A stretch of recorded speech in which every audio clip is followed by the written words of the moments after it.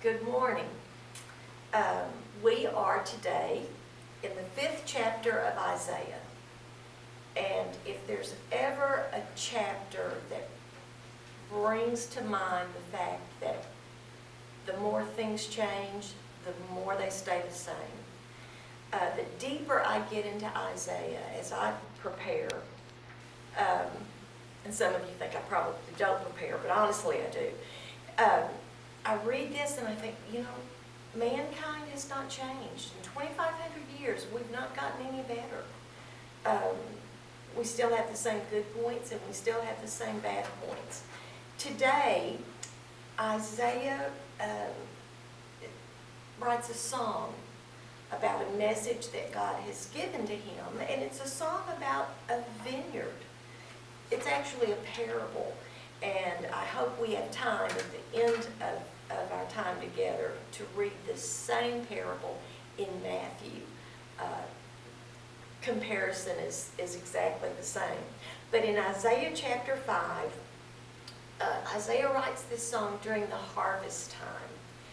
And the vineyard represents the nation of Israel. The vines represent the people. And so knowing that, going into it, think about how God has provided for Israel. He brought them out of Egypt. He brought them out of slavery. He put them in a promised land where he told them they didn't have to build the houses that they lived in. They didn't have to plant the crops that they were going to eat. He had cared for them. He had protected them.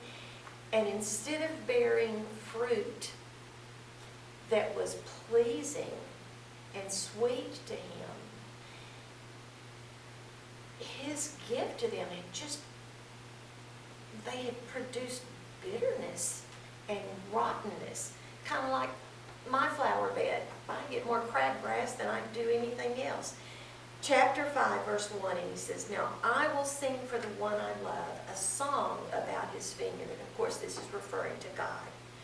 "My beloved had a vineyard on a rich and fertile hill. He plowed the land, cleared its stones, and planted it with the best vines. In the middle, he built a watchtower and carved a winepress in the nearby rocks. Then he waited for a harvest of sweet grapes." Every farmer that's ever lived has done this same thing. Planted to the best of your ability, but the grapes that grew were bitter, rotten fruit. "Now you people of Jerusalem and Judah, you judge between me and my vineyard." He's giving them the option. What more could I have done for my vineyard that I have not already done? When I expected sweet grapes, why did my vineyard give me bitter grapes?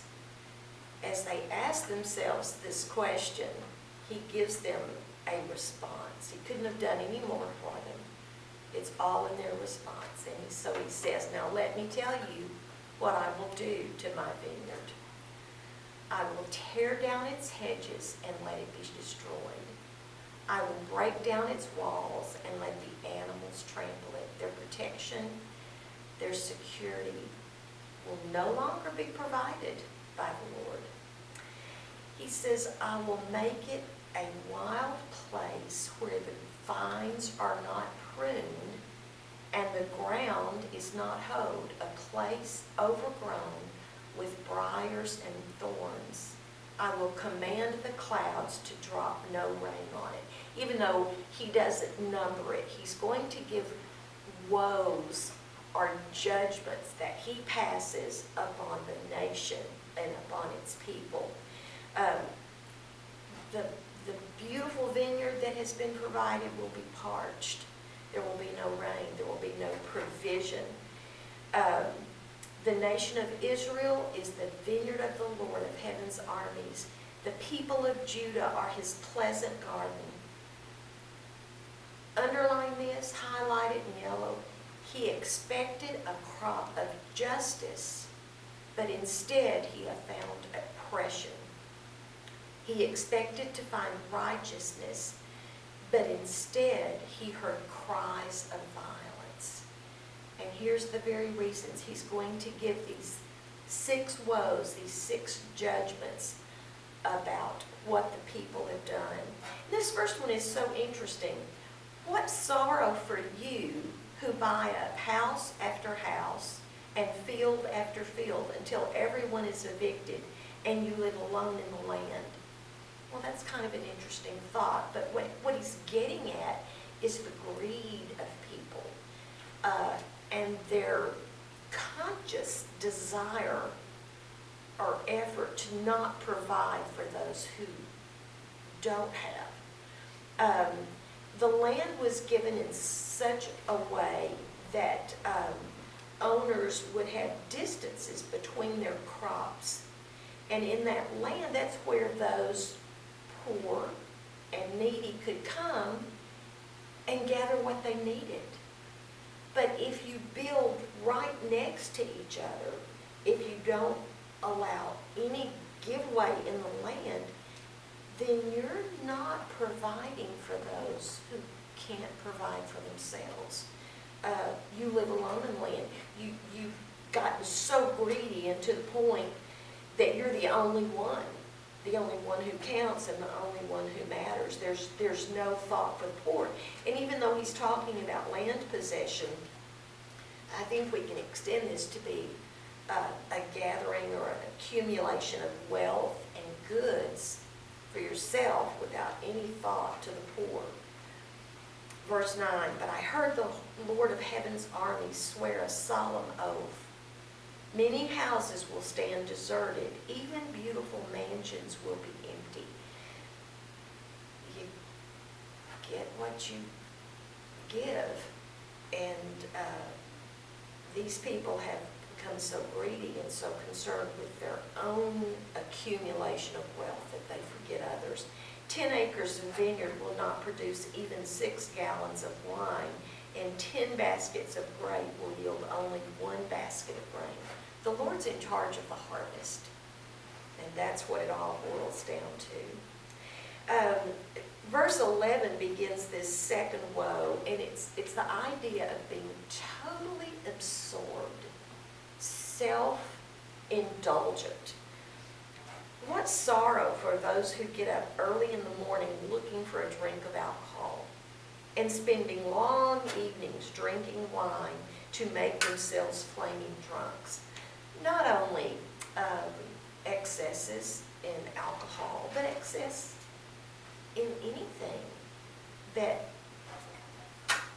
changes your focus. They furnish wine and lovely music at their grand parties, just the decadence.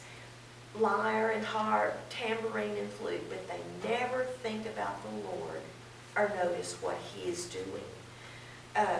Totally self-absorbed, and I thought of the word decadence.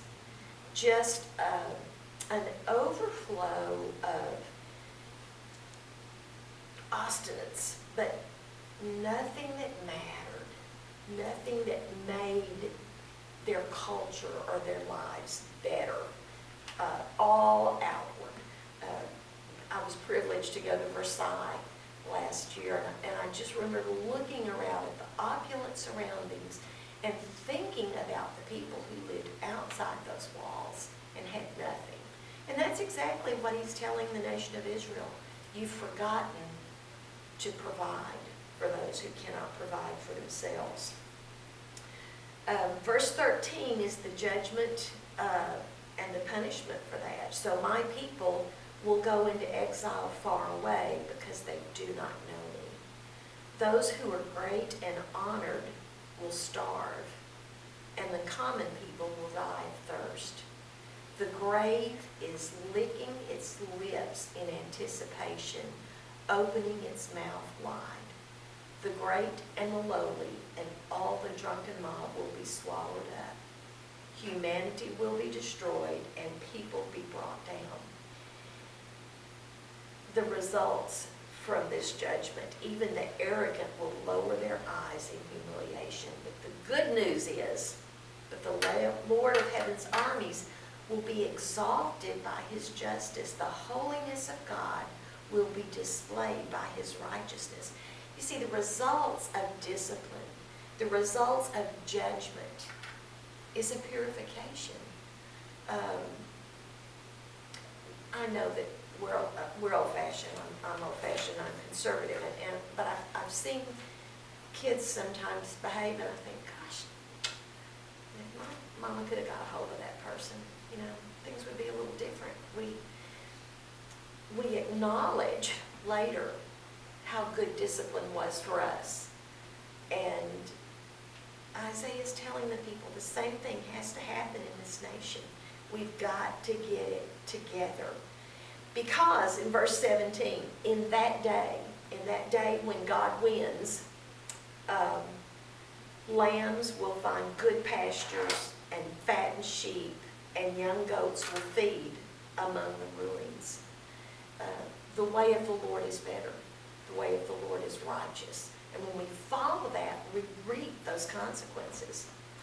But in verse 18, what sorrow for those who drag their sins behind them with ropes made of lies, blaspheme, who drag wickedness behind them like a cart. They even mock God and say, hurry up and do something. We want to see what you can do. Let the Holy One of Israel carry out his plan, for we know what it is. I thought about the criminals on the cross, the one who acknowledged Jesus and the one who said, well, if he's God, let him save himself. There's always been that attitude of making God prove what is. Like I say, we haven't changed. If anything, just have to deal with it. Verse 20, what sorrow for those who say the evil is good and good is evil, that dark is light and light is dark, that bitter is sweet and sweet is bitter. And I thought about the deceivers, the people who proclaim to be Christians and yet who say bad behavior, evil behavior is okay. Watching the news a couple of days ago, I saw a clergy person attending a Planned Parenthood meeting, rally, and in full garb, she said that God loved those who provided these abortions for people. And as I watched that, I thought about the value of my life, because God gave Jesus as a sacrifice for me. And if he did that for me, how much more he must love those babies and those mothers who need help and who need assistance. We must be very careful when we proclaim God's word, that it is not our interpretation, but it's what he has told us, straight from Scripture. What sorrow for those who are wise in their own eyes, to be conceited, to be a deceiver and to be conceited and think that you're so clever, because God promises retribution.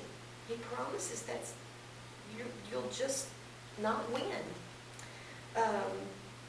Judgment comes to those who are wise in their own sight, but not in the sight of God. They take bribes to let the wicked go free, and they punish the innocent. That's happening in our culture. Wicked judges are releasing criminals and allowing them to commit crimes again against the innocent. Verse 24, circle therefore, because therefore is that conjunction word that ties whatever has been happening before what happens next. So it says, therefore, just as fire licks up stubble and dry grass shrivels in the flame, so their roots will rot and their flowers wither. For they have rejected the law of the Lord of heaven's armies. They have despised the word of the Holy One of Israel, And that's why the Lord's anger burns against his people, and why he has raised his fist to crush them. The mountains tremble, and the corpse of his people litter the streets like garbage. But even though the Lord's anger is not satisfied, his fist is still poised to strike. They have become so far removed from judgment of God and from the response to God that there's nothing bad enough for their judgment. Verse 26, he sends a signal to a distant nation far away. Babylon is going to rise in power and quickly come racing to Jerusalem. Verse 27 talks about how quick it's going to happen. They're not going to stumble. They're not going to fall. Their arrows will be sharp and their bows will be ready. Sparks will fly from their horses' hooves, and the wheels of their chariots will spin like a whirlwind. I love it. They will roar like lions. You know, the symbol of the Babylonian Empire was a lion.